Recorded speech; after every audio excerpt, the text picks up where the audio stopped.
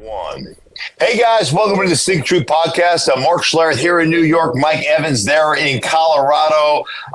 Ready for week 4. It's been a great start to the season. At least for me, it has. You not so much in our picks, Mike, but that's to be expected. Anyhow, great to see you, buddy. How you doing? Yeah, good to see you. Yeah, we do have a long way to go, right? We got a long way to go in this season. Yes. So that's what I'm telling myself when it comes to these picks. But also, I guess maybe expand it out a little bit. For all those teams, fans of teams that are 1-2, 0-3 right now, what would be your message? Because I look at it, I see 17 games, not 16. I see a lot of parity / mediocrity across the NFL right now. Sure. So just because you're 1-2, or even Cincinnati 0-3, I still think there's a lot of reason to believe there's a lot of season left to play. Yeah, well, there is. And, the history of being 0-3, I think 2.4% of teams at 0-3 have actually made the playoffs. That goes back to 1990. But remember, just a couple of years ago, we went to 17 games and we went to 7 teams in the playoffs. So those numbers should creep up, not a lot, but a little bit. Speaking of Cincinnati, I got to tell you, you ever read any of Antonio Brown's tweets? I know he's a little bit cuckoo, but Have you ever read any of his stuff? Mm-hmm. He had a tweet today that almost made me wet my pants. He said that Joe Burrow is 0-3 since he decided to become a lesbian. I saw that one, yeah. That is so bad. Yes. But it's so bad it's good. It's actually really funny. So, tip of the cap to Antonio Brown. I wish I'd have thought of it. It was funny. But anyhow, Cincinnati's got a part of their schedule. They play Carolina this weekend, but they've got a part of their schedule right now where you could easily see them after 6 weeks being 3-3 and right back into the thick of things. Although Pittsburgh seems to be moving away with that division. The Ravens got their first win and absolutely bludgeoned the Cowboys, had 185 plus yards rushing. So it looks to me like Baltimore's kind of figured out their recipe. And it's something I've been saying forever, and all the Lamar stands get on me, but go back to what you are. Quit trying to be a pocket football team. Quit trying to be a drop back football team. Run the freaking ball. That's why you got Derrick Henry. He had 25 carries, 59 yards. That's why you got him. And then run your quarterback. Do the zone read stuff. Do the design runs. They got back to doing that. And like I said, in the running game, they bludgeoned the Cowboys. That's your formula for success. Stick with it. Adhere to it. And I think good things are going to happen for Baltimore. They play Buffalo this weekend, so that should be a great matchup. Yeah, that's the game I wanted to talk about right here, right off the jump, because who are we going to learn more about in this game? The Bills or the Ravens? Yeah, I would say the Bills, Mike. I would say the Bills because I think this is a tough test. And I think the Ravens kind of started to understand and kind of realize the way they're built and what they are, what they have to do to win. And, if they can bludgeon you, Lamar in that Cowboy game had 15 pass attempts. I think he completed 12 of them or something like that, but 15 pass attempts. Listen, man, that's what you are. That's what you need to be. And that's not a knock on Lamar. Lamar is phenomenal, right, in what he does. And when he plays in that sort of system, that to me is money for them, for the Baltimore Ravens. It's complementary football. You run it with your quarterback, you run it with your running backs, you keep your defense fresh, you keep them off the field. All those things matter, and that's how they have to win games. But here's the deal, right? We all thought, you especially, thought the Buffalo Bills were going to take a drop off, right? They hey man, they got rid of defensive players, they had the offensive players, Gabe Davis left, they got rid of Stephon Diggs, blah, blah, blah, blah, blah. And I understand all that stuff, and that stuff is 100% true. Josh Allen came out yesterday and said, hey, man, it's so nice not to have to worry about, feeding somebody. And when nobody cares about what their stats are, they just want to win, and everybody perceived that to be a slight on Stephon Diggs. And he came out today and said, no, it's not a slight. Yeah, it is. It's exactly a slight. It is that this guy is a pain in the ass. That's why we're paying $31 million for him to play somewhere else We got sick of his shit. We're tired of it, and we're going to be a more balanced football team. And they are. They're running the ball better. They're distributing the ball better. They're not reliant on one guy or having to feed one guy. And if you don't feed him, he's on the sideline going, "What are you doing? Why not me? You know, I got to get the ball." Like, so all those things are true right now. And I'm really looking forward to seeing exactly how they play, because Josh Allen, if you had, and I know it's only 3 weeks in, but if you had MVP voting right now, Josh Allen would be the number one MVP, candidate. So it'll be really interesting to see, because I think the Baltimore Ravens have figured it out, and I know they can be physical, and I know they can win football games. So I think this is a real interesting matchup, Mike. Yeah. First of all, let's not be piling on me by saying, "Oh, you thought the Bills were going to have a." You did. I do believe you picked the Jets to win the AFC East, right? Yeah, well, I still have the Jets winning the AFC East, but it didn't mean I didn't have the Bills out of the playoffs. I mean, I think you had them out of the playoffs. Did you? I did. Did you? Did you? No, I had the Jets winning and the Bills in. Oh, okay. Okay. No. Can we, Matty? Can you go back and find that? I'd like to find. Matt, don't, Matt. Clarification on that one, if we could. I certainly didn't have Coach Capri Pants and the Miami Dolphins in. Yeah, boy, we're learning what happened to the vaunted offensive creativity and how he's lapped the field with new concepts that have never come along in the NFL. Yeah. It's amazing when all of a sudden you don't have the players, huh? Right. Yeah, it's amazing when you don't have the Jimmies and Joes. All you have is the X's and O's. You know what? You don't win. Yeah. X's and O's aren't enough to win in this league. You got to have some dudes that can play. Let's talk about the Jets. It had to be like bizarro world for some Jet fans this week to hear Aaron Rodgers up there saying, "Okay, now we got to get used to handling success. Yeah. We got to learn how to be front runners. We're no longer the underdog and have everybody telling us how bad we are. Now everybody's giving us attaboys, patting us on the back, and we have to now learn how to handle success." I mean, music to Jets fans' ears, but certainly something that they haven't heard in a long time. How to handle success. Yeah, I love it. He's 100% right. Now, you're only 2-1, right? So, I mean, let's pump the brakes on that a little bit. But I think he's right. I think he looks at the Jets football team, what they've compiled, and Thursday night against New England. Now, New England's a big physical football team, and they were shocking people a little bit. And the Jets went in there and just manhandled them. Aaron Rodgers completed multiple passes to 8 different receivers. He looked like Aaron Rodgers again in that game Thursday night 10 days ago. And or a week ago, I guess it is. It'll be 10 days come Sunday, but a week ago. He looked the part, man. He looked legit. He looked like Aaron freaking Rodgers. And that's bad for the rest of the league, and what that does for your defense, the way they played that game. I thought that was about as complete game as they have played in probably over a decade. And so you start to look at that, and if you're Aaron Rodgers, you're like, hey, man, in all likelihood, at the end of 7, 8, 9 weeks, we're probably going to be 7-2, 6-3. We're going to have some success here, and nobody on this team other than me has ever actually had success. Like nobody on this team really knows what it is to win, except some of the guys we brought with us, like Alan Lazard, but as far as players are concerned and guys that are homegrown Jets, those guys don't know how to deal with success. They've never dealt with success. All they've done is dealt with the misery of losing on a consistent basis. So I think his point is 100% correct. I think it is about dealing with the success that is going to come.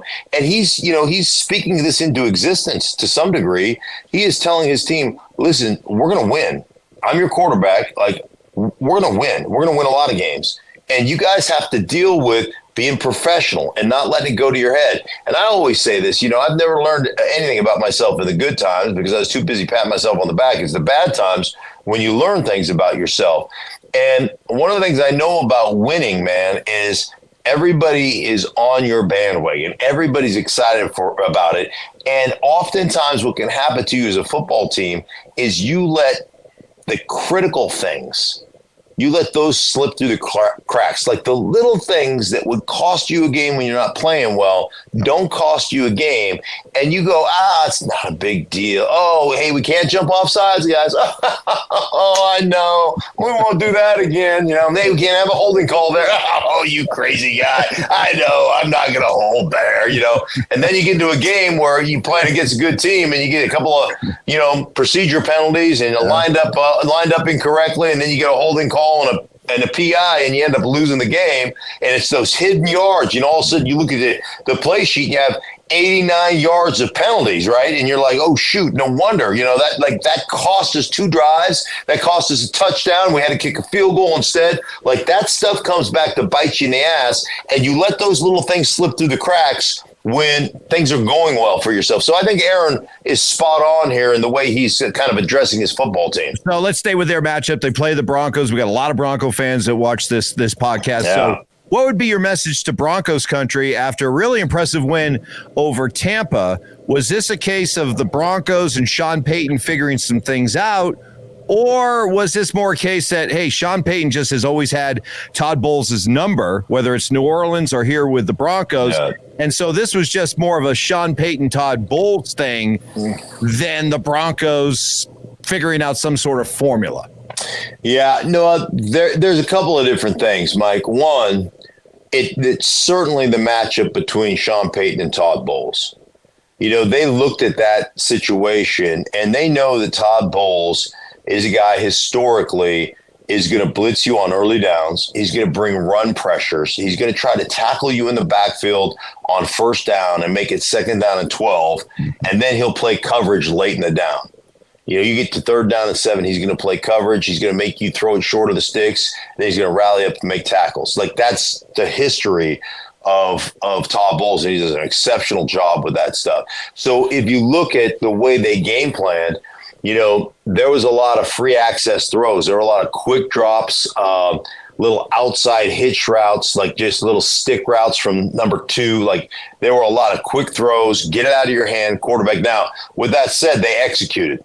And they executed exceptionally well. The very first play of the game, I believe, they had a back shoulder fade to Cortland Sutton that was exceptionally well covered, but they knew they had one-on-one access to the outside, and so they took their shot.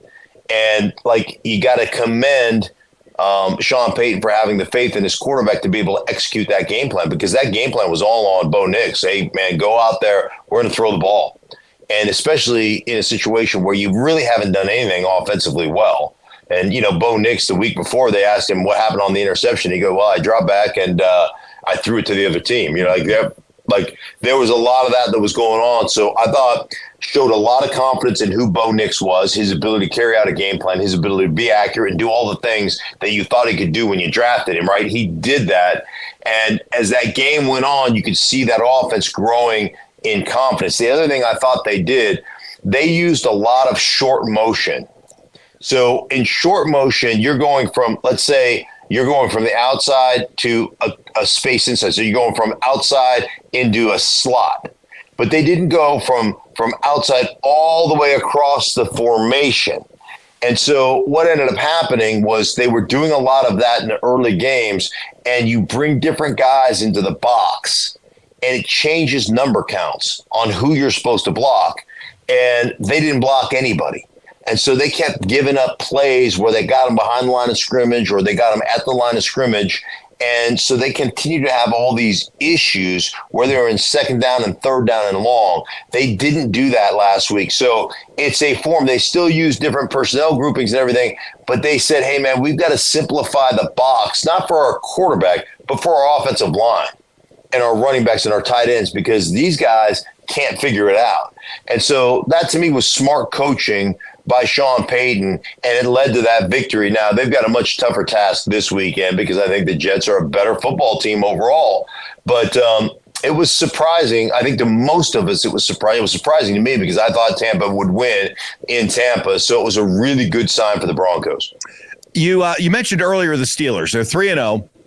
And even though they're 3-0, Mike Tomlin wouldn't come out and just anoint Justin Fields as his starter, so there's no need to, make any kind of announcements yet.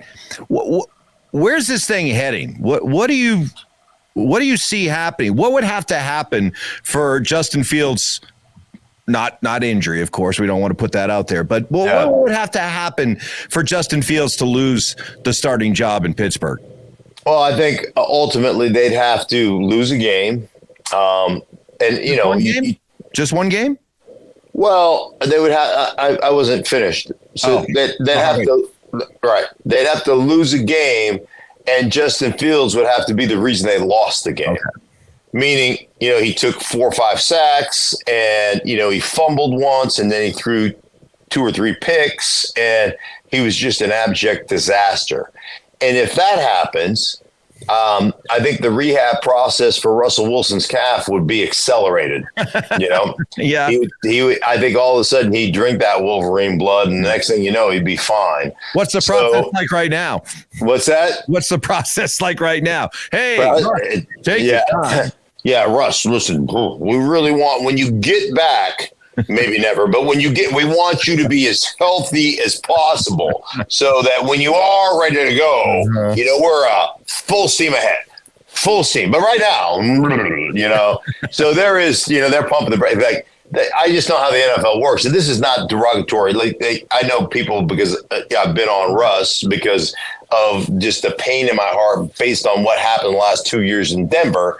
There was that's still raw and it's still real. And so, am I pissed? Yeah, you're damn right I'm pissed. But anyhow, I know how this works. Like when your backup comes in and plays better than you, there's no need to hurry back from your injury. When the guy comes in and plays well, the teams are like, no. We're like, now, if the guy comes in and shits in his helmet, you're like, you got to get back. What's wrong with you? Why is this taking so long? So they're not at that point yet, but I have a feeling. I have a feeling right now they are just fine in Pittsburgh with the way things are, the way they're winning, the way they're running the football, and I think. Justin Fields has 1 turnover so far. Now, make no bones about it, Mike. They're winning because defensively they are a dominant defense. That's why they're winning. But I think they're just fine winning the way they are with dominant defense and just enough offense to keep people honest, just enough running game to keep people honest, and just enough big plays in the passing game to win football games. So I don't think there's any pressure on Russ to get back anytime soon. They're biding their time right now. So a lot of football left to be played, but we got an interesting early season division showdown. 3-0 Minnesota at 2-1 Green Bay. And how about the performance before we go any further with Green Bay? How about the performance of Malik Willis?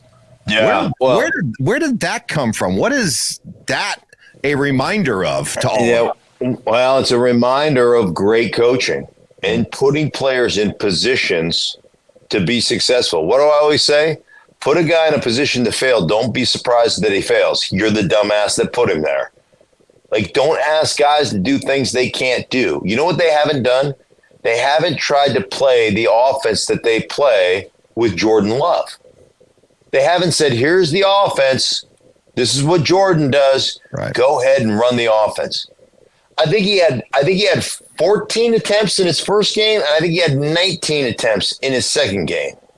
It's all about running the football. It's all about the zone read. It's all about using your quarterback in the design run game. It's all about using that kid's strengths and allowing him to play the things and do the things and operate the things and execute the things that he's capable of executing. And again, this just goes to show you about Matt LaFleur. And, we thought, hey, it was Aaron Rodgers. He keeps winning 12 games every year. It's Aaron Rodgers. I think he started 12-12. I think he won 12 games 3 straight years in a row, 12 or 13 games, 3 straight years in a row. And I think we all credited Aaron Rodgers for that.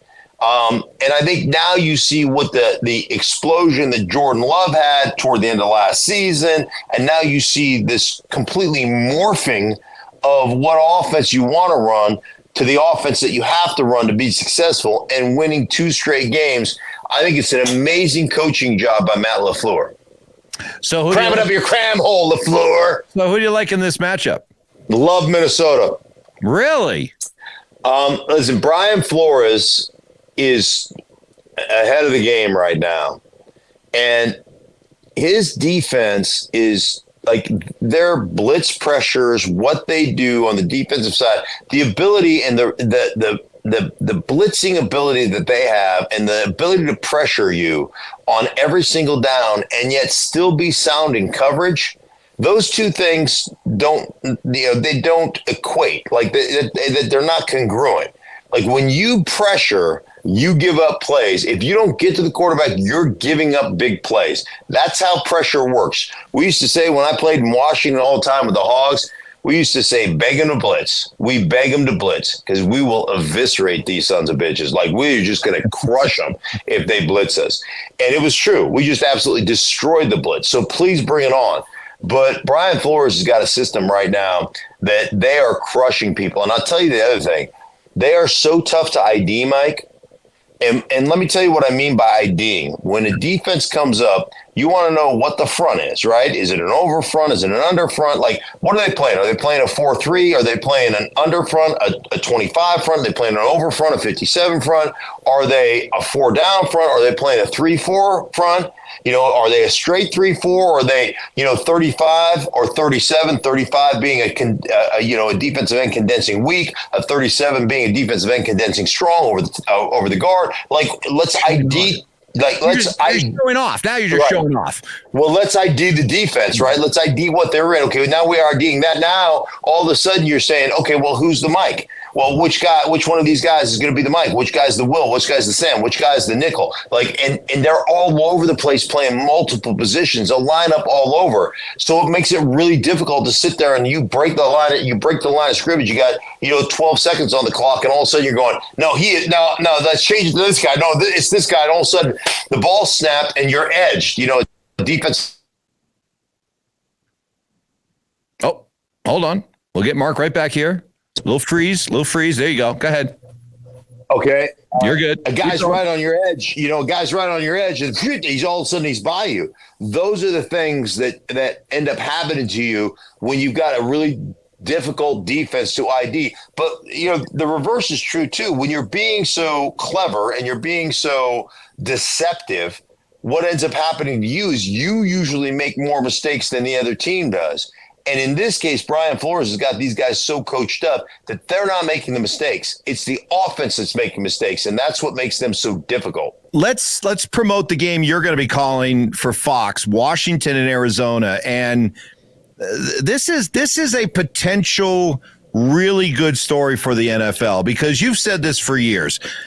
Washington is one of the crown jewel franchises in the NFL, and the NFL is always a better league if you've got a good Washington team. And after that performance by Jaden Daniels last week, I got to believe optimism is going through the roof when it comes to Washington fans. Do you think this team is built right now to really be a threat in the NFC East and the NFC? No, they're not built to be a threat. But under Dan Quinn, I believe they will be built to be a threat. I think there are some deficiencies. We talked about the Jimmies and Joes. There's some deficiencies on the defensive side of the ball that's going to hurt them in the long run. They're going to give up plays. You saw Cincinnati. I mean, Cincinnati just about scored on every possession they had. So they ran through them. They ran it through them, and they threw it over the top of them. Like, that's a bad combination. And they're still giving up, going back to the last couple of years under Ron Rivera. They gave up more explosive plays than any team in football, and they're still giving up those explosive plays. And that, to me, is more about your Jimmies and Joes than anything else. So there's still a lack of depth there, Mike, and there's a little bit of lack of talent. But under Dan Quinn, I know the non-negotiables. Like, you're going to play for one another, right? Or you're not going to play for me. So you're going to play for one another. You're not going to be selfish, and you're going to play your ass off. You're going to play hard. And so that's two things that are happening right now. Now, as far as that young quarterback, kid's phenomenal. The kid is unbelievable. Great kid, conscientious kid, first guy in the building, studies, prepares, really knows his stuff. And you saw that on Monday night with his exceptional talent. Also is a really good runner. So he's going to take some of those. He'll take some hits now, but he's going to convert those third downs and some of those fourth downs, and he's going to keep the chains moving and doing that. And then he really has learned in just a very short time in his NFL career to run it when I have to, not because I can. And you watch him in the first game. I did his second game, so I broke down his first game of the season. And he missed a couple throws where he just decided not to throw the ball. And he took off running. Now, he got first downs, and everybody's excited about it, right? But you go back and you talk to him about it, and he's like, yeah, I really screwed this up. I should have thrown that. I should have thrown this. Like, you know what? These are things that I have to be better at. Like, when it's set up and we've got the right play called and I go through my progression and it's open, I got to pull the trigger, not trigger my feet. And so, like, he's really conscientious about that kind of stuff. And I have seen over the last 3 weeks, because now this will be the second time I've had them in a 4-week period. I've watched all their games, and I've watched him just do this, Mike. Just step up, step up, step up, step up, step up. And he was exceptional on Monday night. And so that's a really cool thing to watch a young player go, I got to be better at this, and then instantly be better at it, right? Like that doesn't happen unless you're incredibly conscientious and you're thinking about that. And then we saw the big plays over the top to scary Terry McLaurin, 1 touchdown, 1 down to about the 4 or 5 yard line. That was incredible. There's no question that they've got talent on that side of the ball. They really address their offensive line. But I think the biggest thing that they have done, Mike, that makes them a threat is they went out and they signed Cliff Kingsbury, because Cliff Kingsbury knows that air raid offense, right? So he knows that air raid offense very well. And so he knew that, like, I know that kind of style of offense, and that's what Jaden played in some, at Arizona State and at LSU. That was kind of what kind of the principle. So we want to use some of those principles that he's comfortable with. And then on top of that, then Dan Quinn went out and got Anthony Lynn, my former teammate in Denver, former head coach of the Chargers and the Bills. Like, Anthony Lynn is a stickler and knows the running game. And so he came in to be the running back coach / run game coordinator. And so I know, because I talked to Anthony Lynn, he fights with Cliff on a daily basis on how they're going to operate the offense, how they're going to run the ball, how much shotgun versus under center. And Cliff told me flat out, he's like, yeah, we weren't under enough last week, and I got to hear about it. So we're going to try to get to the point where we're under center 20 times next week, and then maybe a few more times the week after that, to where we get this, maybe not a 50-50 balance, Mike, but maybe a 60-40 balance of under center versus gun. So, like, that's Anthony Lynn's influence.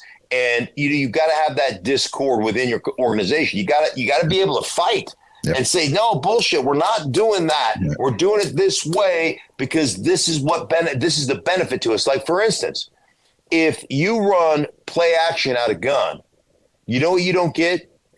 You don't get the suck up of the defense that you get when you're under center. When you're under center, man, you're crouched down, right? You take the ball, you turn your back to the defense, and you put it in the belly. Nobody can see. So linebackers, they run right up there, right? Did you like that? I did like that, yeah. They run right up, and they're like, oh, shoot. And then they got to run back. So that opens up that middle of the football field stuff, right? When you're in gun and you just go like this, everybody can see that. Like, I've got vision on that. My eyes can see it. And so you don't get that initial suck up. You don't get that. And therefore, it's harder to get those secondary level passes because guys get in the passing lanes. Guys get a drop on that stuff. Play action is meant to get those guys, safeties and linebackers, to step up and to be able to, we got to defend the run and then bump it over there, just dump it over their heads. So that under center stuff is really important to not only continue to run the ball and open up your run game, but it's really mostly important to open up your play action pass game. Can I get that suck up look again one more time? Man, I miss having you in studio with me. I miss that. This is good. This is good enough, but I miss it. Time now for our picks. You have opened up a not commanding lead, but an early lead. Early lead. You're 5-3-1 through the first 3 weeks. I am 4-5. So we got to start turning this thing around. But a lot of time left, so I get to go first this week. I love, and you already talked about it, but I'm with you. I love Baltimore this week.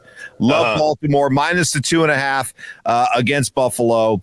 No disrespect to Buffalo. You're a good football team, but I don't know if you're necessarily a 4-0 go into Baltimore football team yet. Yeah. So I'm going to take Baltimore minus the 2.5. I am going to take Green Bay minus the 2.5. I hear everything you say about the Vikings, and same thing. I just don't know. The Vikings 4-0 go on the road this early in the season. Big divisional game at Lambeau. I think I'm going to ride with the Packers here, only having to give up 2.5. And then it's falling apart in Jacksonville right now. I mean, that thing is falling apart. Houston's going to look to bounce back after losing last week. They're at home. They're a different team. I'm going to lay the 6 with Houston against the Jags. All right. So, okay, I got all that. I appreciate that. That feels like you got one win in there somewhere. So for me, the Steelers on the road, but they're going to the Colts. I mean, Anthony Richardson's an abject disaster, and now you're going to play against the best defense in football, and the Steelers are only giving up 1.5 on the road. I'm taking the Steelers. I'm giving the points. And then I'm going to go to